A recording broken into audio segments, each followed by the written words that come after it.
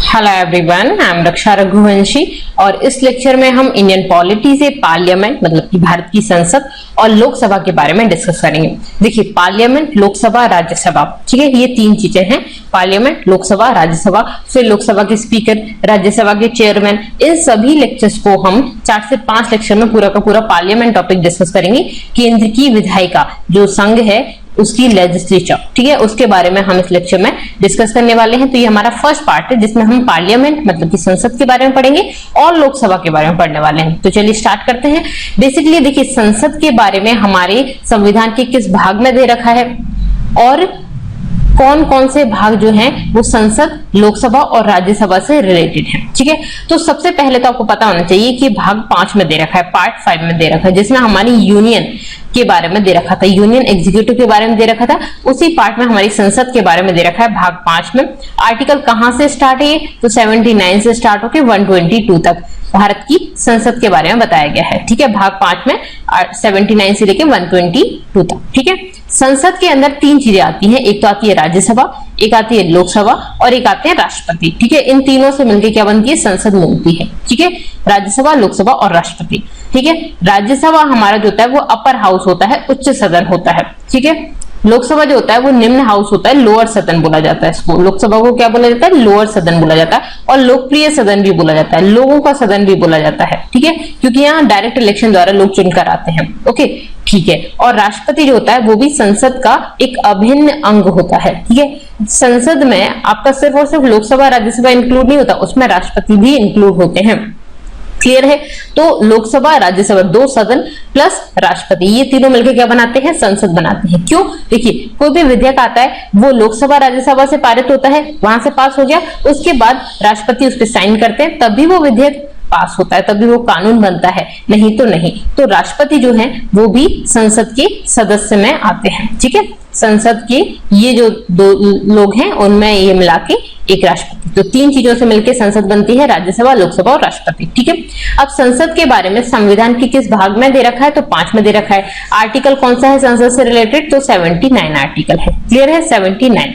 अब यहाँ पे आप इसको कैसे याद करेंगे? तो इस तरह से याद कर सकते हैं आप। देखिए, राज्यसभा जो उच्च सदन है उसके बारे में आर्टिकल 80 में दे रखा है और लोकसभा के बारे में आर्टिकल 81 में दे रखा है और संसद के बारे में किसमें दे रखा है? आर्टिकल 79 में। तो हम ऐसे याद रख लें कि सबसे पहले तो संसद है, संसद के अंदर कौन सा आ रहा है? राज्यसभा और लोकसभा, ठीक है।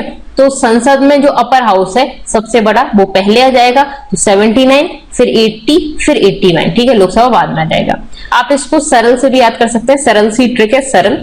सा फॉर संसद, रा फॉर राज्यसभा, ला फॉर लोकसभा, ठीक है। तो संसद के बारे में किसमें बता रखा है? 79 में बता रखा है संसद, ठीक है। 79 लास्ट वाला याद रखें, 79 मतलब 79 के बाद 80 वाली लाइन आ जाएगी, 79 संसद के बारे में, ठीक है। 80 फिर किसके बारे में? रा फॉर राज्यसभा और 81 ला फॉर लोकसभा, ठीक है। इस तरह से आप याद रख सकते हैं, सरल, ओके, ठीक है। अब नेक्स्ट चलते हैं। संसद क्या है? तो संसद भारत का सर्वोच्च विधायी निकाय है। विधायी मतलब कि ये क्या करता है? विधान बनाता है, ठीक है। ये क्या बनाते हैं? विधान बनाते हैं, कानून बनाते हैं, ठीक है। अब कानून या संविधान संविधान सभा ने बनाया था, उसमें कुछ भी चेंजेस करने होते हैं, कुछ चीज ऐड करनी होती है, कुछ चीज हटानी होती है, किसी भी चीज में चेंज करना होता है, वो सब कौन करता है? संसद करती है। संसद में कौन कौन मिलकर करता है? राज्यसभा करती है, लोकसभा करती है और राष्ट्रपति मिलकर करता है, ठीक है। इसके अलावा अब आपके मन में आ रहा होगा कि भाई कुछ कुछ तो विधेयक ऐसे होते हैं जो राज्यों की जो एमएलए हैं उनसे भी पास होते हैं, जैसे कि हमने राष्ट्रपति देखा था, तो राष्ट्रपति को हटाने के लिए जो प्रोसेस देखी थी उसमें जो राज्य थे उनके एमएलए भी थे, ठीक है। तो वो हमारे जो स्टेट की लेजिस्लेचर है उसमें आते हैं, राज्यों की जो एमएलए हैं वो स्टेट की लेजिस्लेचर में आते हैं। हमारी जो संसद होती है, जो केंद्र की विधायिका होती है, जो केंद्र के कानून बनाती है, उसमें कौन कौन आते हैं? आपके लोकसभा, राज्यसभा और राष्ट्रपति, ठीक है, ओके। भारतीय संसद में राष्ट्रपति और 2 सदन होते हैं, जो कि लोकसभा है और राज्यसभा है, जिसको राज्यों की परिषद बोला जाता है। राज्यों की परिषद क्यों बोला जाता है? क्योंकि यहाँ के जो लोग हैं वो राज्यों की जो विधानसभा है वहां से चुनकर आते हैं, राज्यों की विधानसभाओं से। और लोकसभा में कहां से चुनकर आते हैं लोग? तो ये डायरेक्ट इलेक्शन के थ्रू चुनकर आते हैं। जो विधायक आप वोट देते हैं प्राइम मिनिस्टर के लिए, तो वो लोकसभा में ही चुनकर जाते हैं, ठीक है। ओके। नेक्स्ट, राष्ट्रपति के पास संसद के सदन को बुलाने का, उसका प्रचार करने का, उसके संसद के सदन को भंग करने की शक्ति होती है। देखिए, राष्ट्रपति संसद के सदन का संयुक्त सत्र बुला सकता है, ठीक है, उसको भंग कर सकते हैं। इसकी शक्ति किसके पास होती है? राष्ट्रपति के पास होती है। क्लियर है? अब संयुक्त सत्र राष्ट्रपति बुलाते तो हैं, उसकी बैठक कौन करते हैं? लोकसभा के अध्यक्ष करते हैं। ये हम नेक्स्ट आने वाले लेक्चर्स में भी पढ़ेंगे। नेक्स्ट देखते हैं, भारत के संविधान कब बना था? हमारा भारत का संविधान तो ये आपका 26 जनवरी 1950 को लागू हुआ था, 26 जनवरी 1950 को, ठीक है। नए संविधान के तहत हमारे पहले आम चुनाव हुए। अच्छा, आम चुनाव किसको बोला जाता है? जो लोकसभा के चुनाव होते हैं ना, उनको आम चुनाव बोला जाता है, ठीक है, आम चुनाव। तो अगर आपसे बोला जाए आम चुनाव, तो आम चुनाव किसके होंगे? लोकसभा के लिए होंगे, प्राइम मिनिस्टर के लिए, सॉरी, प्राइम मिनिस्टर के लिए जो चुनाव होंगे उनको आम चुनाव बोला जाता है। तो संविधान के तहत पहले चुनाव हमारे आम चुनाव कब हुए थे? 1951-52 में हुए थे, ठीक है। और पहली जो निर्वाचित संसद बनी थी हमारी, वो 17 अप्रैल 1952 से बनी थी, ठीक है। और जिसकी पहली बैठक कब हुई थी? 13 मई 1952 को हुई थी। ये इंपॉर्टेंट है, पूछे जाते हैं। संसद जो हमारी निर्वाचित संसद होती, पहली बार इलेक्शन हुए, इलेक्शन के बाद जो संसद बनी वो कब बनी? 17 अप्रैल 1952 को, ठीक है। और इसकी पहली बैठक 13 मई 1952 को हुई थी, और दूसरी कब बनी थी? फिर 1957 में बनी थी, ठीक है। तो 52 से लेके 57 तक आपकी पहली संसद थी। अच्छा, इससे पहले क्या था? संविधान सभा ही विधान बना रही थी उस टाइम पे। तो इससे पहले हमारी विधायिका का काम कौन कर रही थी? हमारी संविधान सभा, ठीक है। Very very important. जो 1952 था उससे पहले 1947 से लेके हमारी संविधान सभा बन गई थी। तो वही संविधान सभा किसका काम करती थी? विधायिका का काम करती थी। और वही संविधान सभा एक ही सदन था, उसमें लोकसभा राज्यसभा अलग अलग नहीं था, एक ही सदन था जो दोनों काम करता था, संविधान भी बनाती थी और हमारे कुछ जो काम होते थे, जो हमारी संसद के काम होते हैं, वो भी करती थी, ठीक है। तो संविधान सभा हम ऑलरेडी पढ़ चुके हैं। 1952 में आपकी पहली निर्वाचित संसद बनी है, ठीक है। 17 अप्रैल 1952 को आपकी पहली बनी थी निर्वाचित संसद, और 13 मई 1952 को इसकी पहली बैठक हुई थी। क्लियर है? ओके। फिर उसके बाद दूसरी कब बनी थी? 1957 से लेके 62 तक थी, ठीक है। फिर 62 से लेके 67 तक थी। फिर 71 तक थी ये आपकी, 67 से 71 तक, ठीक है।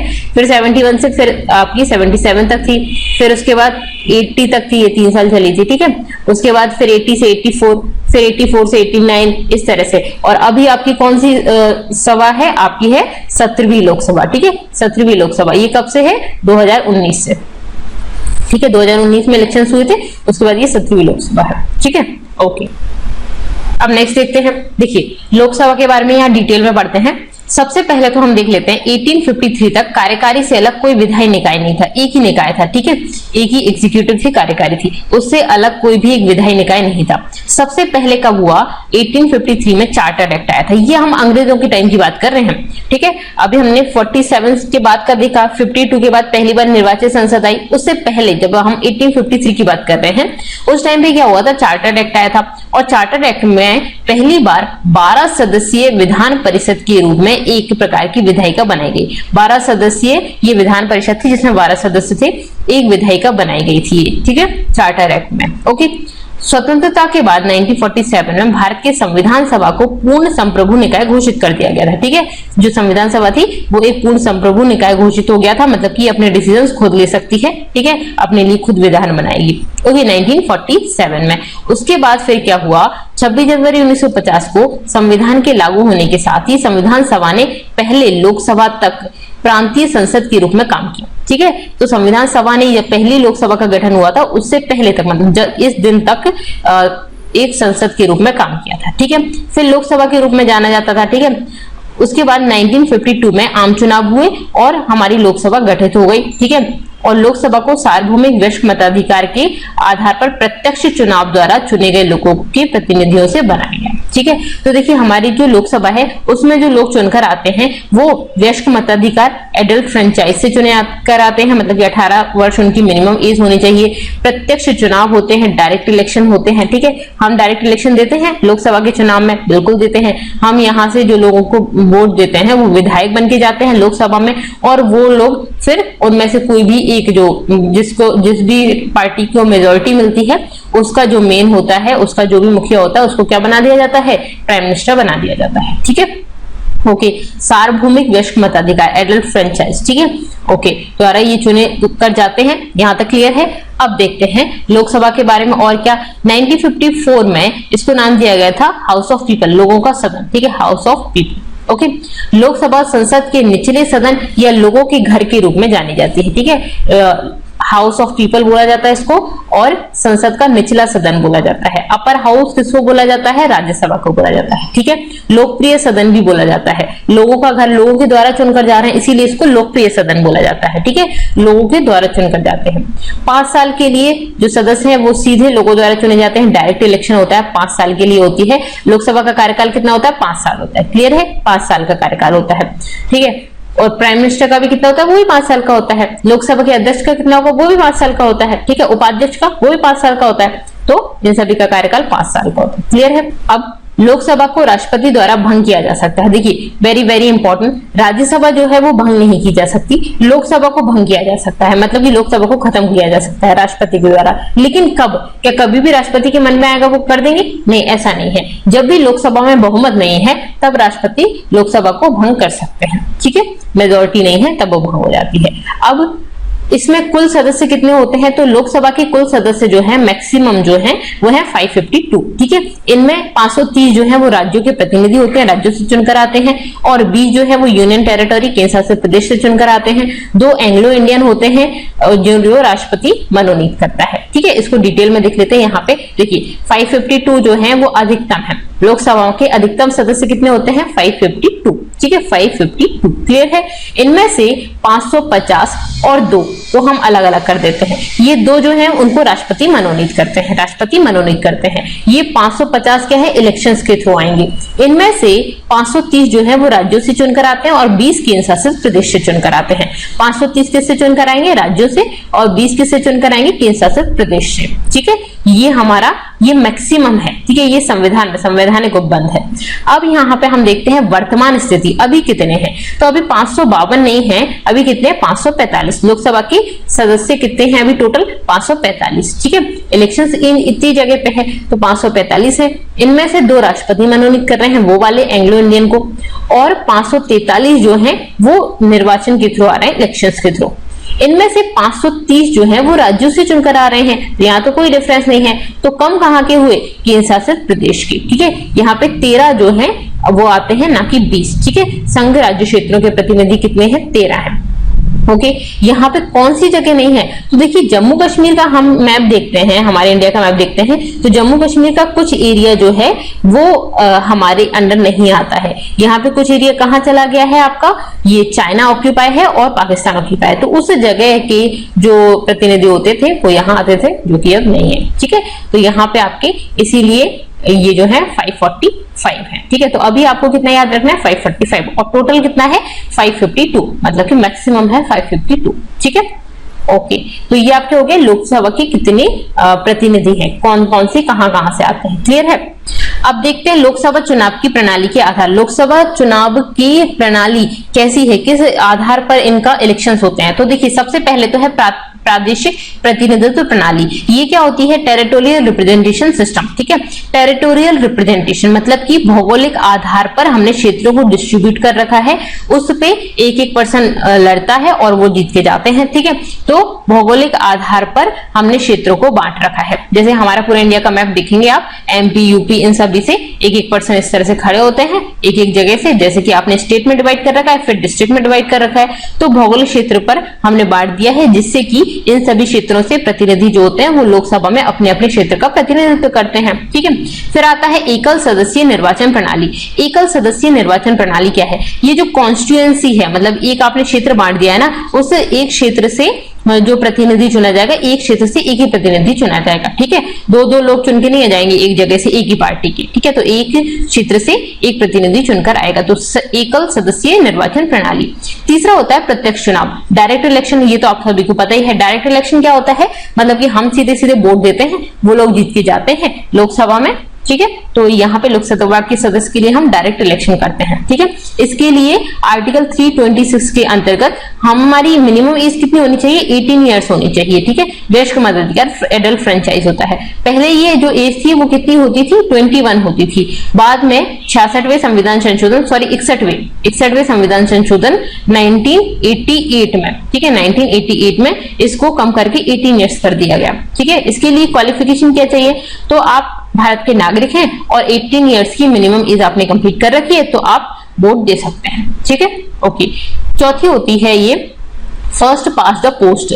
फर्स्ट पास द पोस्ट का मतलब क्या होता है, जिसने सबसे पहले जिसके पास सबसे ज्यादा वोट आए हैं वो जीत जाएगा, सबसे अधिक मत जिसको भी मिले हैं वो जीत जाएगा। तो वो क्या है, first pass the post system. तो ये चार होते हैं आपके। सबसे पहले तो हमने कॉन्स्टिट्यूएंसी को बांट रखा है, टेरिटोरियल रिप्रेजेंटेशन कर रखा है, फिर उसके बाद एक जगह से एक ही पर्सन लड़ेगा, ठीक है। फिर उसके बाद निर्वाचन जो होगा वो कैसा होगा, प्रत्यक्ष होगा, और उसके बाद जिसके पास ज्यादा वोट होंगे वो जीत जाएगा। तो ये होते हैं आपके लोकसभा चुनाव की प्रणाली, ठीक, किस तरह से होती है, किस बेसिस पे होती है। अब देखते हैं, संसद ने राज्यों और केंद्र शासित प्रदेशों के प्रतिनिधि को 2001 में से 2026 तक 543 तक फ्रीज कर दिया गया। वेरी वेरी इंपॉर्टेंट, ये क्या है, ठीक है। देखिए यहाँ पे आपके 84वें संविधान संशोधन अधिनियम 2000 में यह प्रावधान किया गया कि संसद की जो सीट्स है ना वो 2026 तक यही रहेंगी, ठीक है। वो उसकी सीट्स किस हिसाब से बढ़ सकती है, घट सकती है, पहले तो आपको ये पता होना चाहिए। तो देखिए, जो लोकसभा की सीट है वो जनसंख्या के आधार पर देख रहे थे हम, ठीक है। हमने एक प्रादेशिक क्षेत्र बनाया, टेरिटोरियल रिप्रेजेंटेशन किया, उस पे जो जनसंख्या उसके हिसाब से हम इसकी सीट्स को पढ़ रहे थे, ठीक है। इनकी सीट्स जनसंख्या जैसे बढ़ेगी वैसे वैसे सीट्स बढ़ जाएंगी। अब यहाँ पे क्या हो रहा है कि जनसंख्या बढ़ने पे सीट बढ़ती जा रही है, तो जनसंख्या तो हर 2-4 साल में बढ़ जाती है, तो यहाँ पे फिर दिक्कत आने लग गई, ठीक है। और राज्यों की जनसंख्या कंटिन्यूअसली बढ़ती जा रही है।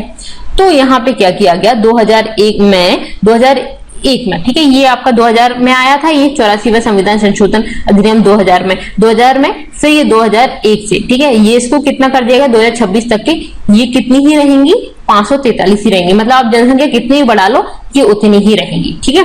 इसको पहले भी हमारा इसको चेंज किया गया था।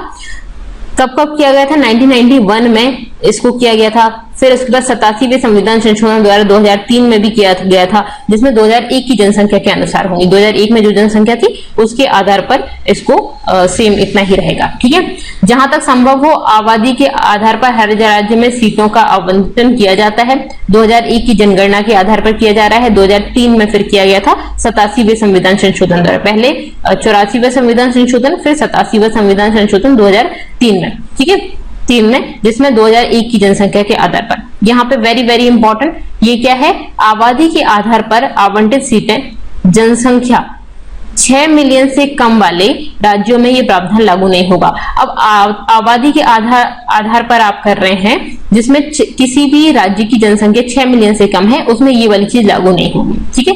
6 मिलियन से अगर कम है तो ये चीज लागू नहीं हो रही है। ओके, क्लियर है। अब कुछ सीटें एससी और एसटी के लिए भी आरक्षित हैं। ये 87वें संविधान संशोधन 2003 के अनुसार एससी एसटी के लिए सीट्स आरक्षित हैं, ठीक है। उसके बाद 42वें संविधान संशोधन 1976 ने लोकसभा के सामान्य कार्यकाल को 6 साल तक बढ़ा दिया था। देखिए ये अभी कितना है, तो अभी तो 5 साल है, पहले 5 साल था, फिर 42वें संविधान संशोधन 1976 में इसको बढ़ा के 6 साल कर दिया गया। फिर बाद में 44वें संविधान संशोधन 1978 में इसको फिर से 5 साल कर दिया गया, ठीक है। फिर यहाँ पे आपका आर्टिकल 352 क्या बोलता है, इसके अनुसार राष्ट्रीय आपातकाल लगता है तो लोकसभा की अवधि अधिकतम 1 वर्ष तक बढ़ाई जा सकती है। वेरी वेरी इंपॉर्टेंट, ठीक है। लोकसभा की अवधि कितनी है वैसे, 5 साल, ठीक है। 42वें संविधान संशोधन में इसको 6 साल कर दिया गया था, फिर 44वें में इसको वापस 5 साल कर दिया गया। अब राष्ट्रीय अगर आपातकाल लगता है तो राष्ट्रीय आपातकाल लगने पर ये 1 साल तक इसको बढ़ाया जा सकता है। लेकिन अगर आपातकाल कभी भी खत्म हो जाए, 1 साल से पहले आपातकाल खत्म हो जाता है, मान लीजिए 2 महीने ही लगा, 1 महीने लगा, तो फिर इसको 1 साल नहीं बढ़ाएंगे, तो फिर इसको उसके 6 महीने, मैक्सिमम 6 महीने से ज्यादा नहीं बढ़ा सकते फिर इसको। अच्छा, आप कहेंगे भाई लोकसभा का ड्यूरेशन 3 साल ही हुआ है, ठीक है, और आपने आपातकाल लगा दिया, तो कोई दिक्कत ही नहीं है, अभी 5 साल तो इनका है ही पहले से। लेकिन अगर 5 साल कंप्लीट हो रहा था और कंप्लीट होने के बाद आपातकाल लगता है, या बीच में 2 मंथ ही बचे थे तब आपातकाल लगता है, तो फिर ये कितना मैक्सिमम बढ़ाया जा सकता है? 1 साल बढ़ाया जा सकता है, ठीक है। और जैसे ही आपातकाल खत्म हो जाएगा वैसे ही ये 6 महीने से ज्यादा नहीं बढ़ाया जाएगा, फिर इसको खत्म कर दिया जाएगा, ठीक है। ओके, अब देखते हैं योग्यता। क्या योग्यता होनी चाहिए लोकसभा के सदस्य बनने के लिए? पहली चीज तो भारत का नागरिक होना चाहिए, ठीक है, सिटीजनशिप होनी चाहिए इंडिया की।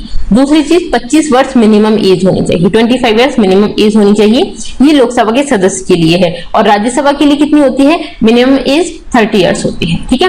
और भारत के संसदीय क्षेत्र में एक पंजीकृत मतदाता होना चाहिए, मतलब एक वोटर होना चाहिए भारत के संसदीय क्षेत्र, मतलब मिनिमम एज 18 इयर्स कंप्लीट कर चुका हो। और लोकसभा के सदस्य के लिए आपकी 25 चाहिए, तो अगर वोट के लिए लड़ रहे हैं लोकसभा के लिए तो 25 मिनिमम एज होनी चाहिए, ओके। फिर उसके बाद चुनाव आयोग द्वारा एक प्रशस्ति शपथ दिलाई जाती है, उसके द्वारा इसको शपथ लेनी चाहिए, जो कि 3री अनुसूची के अनुसार दिलाई जाती है, ठीक है। तो लोकसभा के सदस्य बनने के लिए ये क्वालिफिकेशन होती है, जो कि संसद कभी भी चेंज कर सकती है। ये क्वालिफिकेशन कभी संसद चाहे तो इसको बढ़ा सकती है, तो वो सारी की सारी इनके पास क्वालिफिकेशन होनी चाहिए जो संसद बना रही है, ठीक है। तो वो कोई पर्सन दिवालिया नहीं होना चाहिए, ठीक है, पागल नहीं होना चाहिए, ओके। भारत सरकार जो है राज्य क्षेत्र है उसमें किसी भी लाभ के पद पर नहीं होना चाहिए, ठीक है, ओके। कोई भी संसद ने कोई मंत्री बनाया है वो सब बात अलग है, लेकिन किसी भी लाभ के पद पर नहीं होना चाहिए, गवर्नमेंट से सैलरी नहीं लेना चाहिए, ठीक है, ओके। नेक्स्ट देखते हैं क्या क्या विशेष शक्तियां होती हैं। यहाँ पे देखिए, तो अविश्वास प्रस्ताव केवल लोकसभा में शुरू होता है और लोकसभा में ही पारित होता है। तो लोकसभा के सदस्यों के पास काफी सारी विशेष शक्तियां होती हैं और काफी सारे काम होते हैं। देखिए, इसमें से सबसे इंपॉर्टेंट चीज ये है कि अविश्वास प्रस्ताव, अविश्वास प्रस्ताव कौन लगाता है? विपक्ष लगाता है। किस पर लगाता है? सरकार पे लगाता है। और सरकार किस में से चुन के जाती है? तो लोकसभा में से जाती है। तो लोकसभा के सदस्य ही सरकार चलाते हैं, ठीक है। तो जो अविश्वास प्रस्ताव है वो कहां से स्टार्ट होता है? लोकसभा से ही स्टार्ट होता है और लोकसभा में ही पारित होता है सबसे पहले, फिर राज्यसभा में जाता है, ठीक है। इसके अलावा धन विधेयक की बात करें, मनी बिल की बात करते हैं, वित्तीय बिल की बात करते हैं, वो केवल और केवल लोकसभा में ही शुरू हो सकता है, राज्यसभा में नहीं। सबसे पहले राष्ट्रपति की अनुमति ली जाती है, उसके बाद फिर लोकसभा में इसको लाया जाता है, लोकसभा पास कर देती है। राज्यसभा में भी जाता है पर सिर्फ नाम मात्र के लिए, राज्यसभा हाँ कर रही है नहीं कर रही है इससे कोई मतलब नहीं होता है। धन विधेयक जो है वो पास हो जाता है, ठीक है। उसके बाद हम बात करते हैं राज्यसभा धन विधेयक को अस्वीकार नहीं कर सकती, तो यही हमने बोला था अभी, ठीक है। उसके बाद आर्टिकल 352 के तहत विशेष सभा स्पेशल सिटिंग में लोकसभा राष्ट्रपति के राष्ट्रीय आपातकाल की निरंतरता के बारे में उद्घोषणा को रद्द कर सकती है। देखिए, राष्ट्रपति ने आपातकाल लगा दिया, ठीक है, कोई दिक्कत नहीं है, राष्ट्रीय आपातकाल लग गया, अब उसको बढ़ाया जा रहा है, तो ऐसा नहीं है। आर्टिकल 352 के अंतर्गत तुमने राष्ट्रीय आपातकाल तो लगा दिया, लेकिन इसमें जो लोकसभा है उसको रिव्यू कर सकती है और यहाँ पे वो उसको कंटिन्यू करते जा रहे हैं, उस उद्घोषणा को ये रद्द कर सकती है लोकसभा, ठीक है, ओके। राष्ट्रपति फिर आपातकाल को उनको रद्द करना ही पड़ेगा अगर लोकसभा ऐसा करती है तो, ठीक है। नेक्स्ट देखते हैं इसके लिए अयोग्यताएं क्या है। तो हमने देखा योग्यताएं देख ली, अब लोकसभा और राज्यसभा दोनों के लिए है, वो भी लोकसभा राज्यसभा के लिए थी, वहां पे राज्यसभा के लिए मिनिमम एज 30 इयर्स होनी चाहिए, ठीक है, ओके। किसी भी लाभ के पद पर नहीं होना चाहिए, पागल नहीं होना चाहिए, दिवालिया नहीं होना चाहिए, विदेशी देश की नागरिकता प्राप्त नहीं होनी चाहिए, हमारे देश का नागरिक होना चाहिए, और राष्ट्रपति द्वारा बनाए गए किसी भी कानून के तहत अयोग्य नहीं होना चाहिए, ठीक है। यहाँ पे राष्ट्रपति या संसद द्वारा कोई भी कानून बनाया जा रहा है उसके तहत ये अयोग्य नहीं होना चाहिए, तो वो पर्सन लोकसभा के सदस्य बनने के लिए योग्य होगा, ठीक है। अब हमने यहाँ पे लोकसभा के बारे में सारी चीजें पढ़ ली, ठीक है। हम लोकसभा के अध्यक्ष के बारे में नेक्स्ट लेक्चर में पढ़ेंगे, ठीक है, और राज्यसभा के बारे में पढ़ेंगे। यहाँ पे अब हम देखते हैं अभी हमारी जो लोकसभा है वो कौन सी है? 17वीं लोकसभा है, ठीक है। मई 2019 में ये चुनी गई थी। इसमें टोटल सीट्स कितनी है? 545 है, जिसमें से 543 निर्वाचित है और 2 राष्ट्रपति मनोनीत करते हैं, ठीक है। अभी आपकी किस तरह की लोकसभा है? तो निचला सदन होता है, लोकसभा निचला सदन होता है, 5 साल का इनका ड्यूरेशन है। इनके अध्यक्ष कौन है? तो ओम बिरला हैं, ये बीजेपी से हैं और ये 19 जून 2019 से हैं। महासचिव कौन है इसके? तो स्नेहलता श्रीवास्तव, ये कब से? 1 दिसंबर 2017 से। सदन के नेता, सदन का नेता कौन होता है? लोकसभा का नेता या सदन का नेता कौन होता है? जो जिस भी पार्टी के पास मेजोरिटी होती है ना, उस मेजोरिटी का जो नेता होता है, बहुमत दल का नेता जो होता है वो ही सदन का नेता होता है। तो नरेंद्र मोदी हमारे, ठीक है, ये 2014 से है, ऑब्वियसली इससे पहले जब 16वीं लोकसभा थी तब से है। विपक्ष के नेता कौन होते हैं? विपक्ष के लिए मिनिमम सीट्स चाहिए टोटल सीट्स का 10%। तो अभी टोटल सीट्स कितनी है? 545। तो इसका 10% निकालो आप, कितना हो जाएगा? 54, मतलब कि करीब करीब 55। ठीक है, 54 से तो एक ज्यादा होना चाहिए ना, 54.5। तो 55 सीट्स चाहिए होती है मिनिमम विपक्ष के नेता बनने के लिए। तो किसी भी विपक्षी दल के पास ऐसा नहीं है, इसीलिए विपक्ष के नेता का जो पद है वो खाली है। ये विपक्ष के नेता की पोस्ट कौन सी होती है? ये जो आपके कैबिनेट मंत्री हैं उन्हीं की रैंक का होता है ये, लेकिन अभी कोई है ही नहीं। ठीक है, ओके। तो यहाँ पे हमने लोकसभा के बारे में पूरा पढ़ा। लोकसभा हमारे यहाँ पे कंप्लीट होता है। इसके बाद हम नेक्स्ट लेक्चर में राज्यसभा के बारे में डिस्कस करेंगे। तो that's all for this video. Thank you so much. Thanks for watching.